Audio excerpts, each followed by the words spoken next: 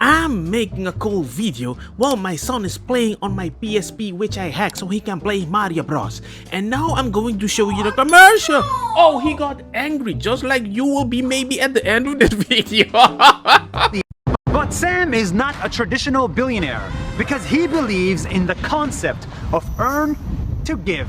Which means his goal as a human is to make as much money as possible just to give it away. Earn to give. And that's exactly what he's doing. So let's say that you have $100 and you want to figure out what you can do with it to help the world. Earning to give is thinking about which causes, which charities save the most lives per dollar. This $100 can go as far as it possibly can to help the world. Last year, this 29-year-old guy donated $50 million. Next year, he's planning to donate $500 million a year. And next decade, he will probably give away more than $10 billion.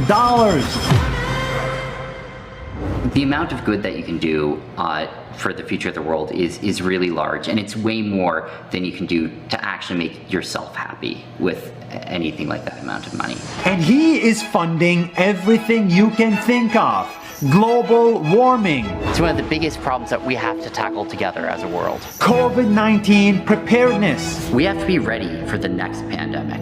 Neglected tropical diseases. More than 1 billion people suffer from them. We have to eliminate these diseases. And of course, animal welfare. Animals deserve to live just like we do. It's also why I'm vegan. Cap. If I have to be honest, when he said like he's vegan, I was like, huh?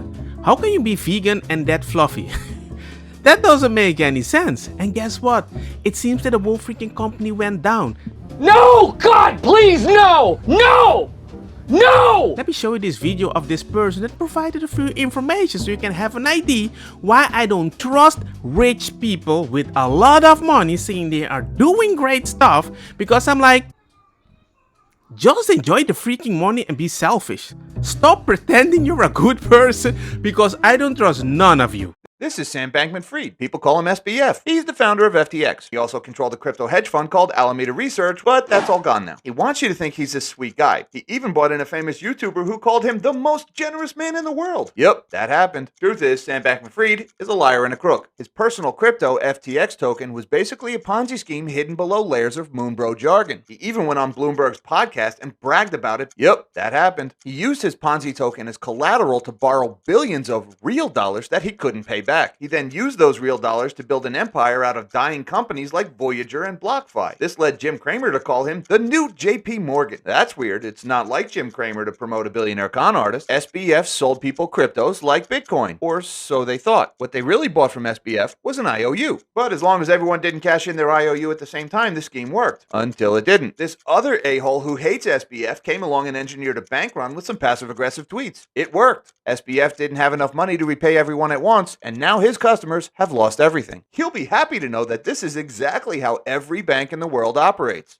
So where did all the money go? He misappropriated $4 billion trying to save his failing hedge fund. Whoops, that's a felony. He spent $21 million on Super Bowl commercials, $5 million for the big guy, $40 million in campaign donations. I wonder what he wanted in return. And everyone who's pointing at this story and saying, this is exactly why we need to regulate crypto. Remember that SBF stole billions. That's already a crime. And he spent a lot of it on bribing politicians. Also a crime, in order to create a crypto monopoly for himself. Government regulations don't protect the customers. They protect the crooks. That's exactly what SBF was trying to do. Damn!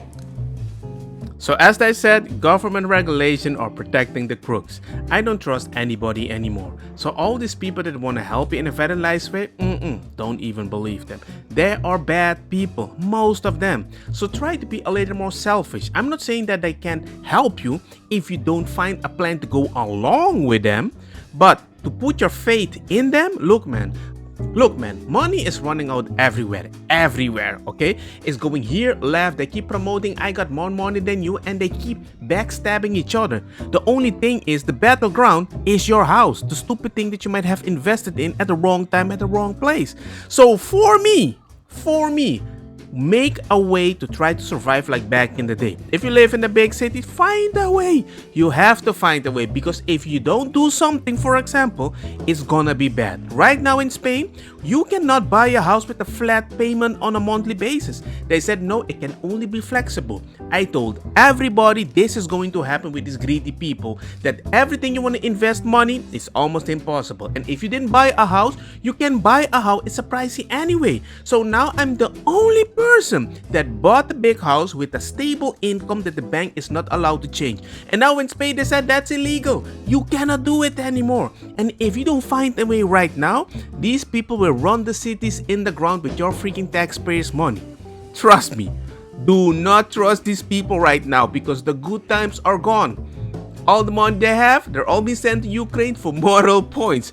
And guess what? Usually it's your freaking money. Trust me, this guy landed real money to use a fake money thing that didn't work. And guess what? Now he lives in freaking Argentina. And I'm laughing because I'm like, dude, don't trust rich people. 100%. Their buddies with the government.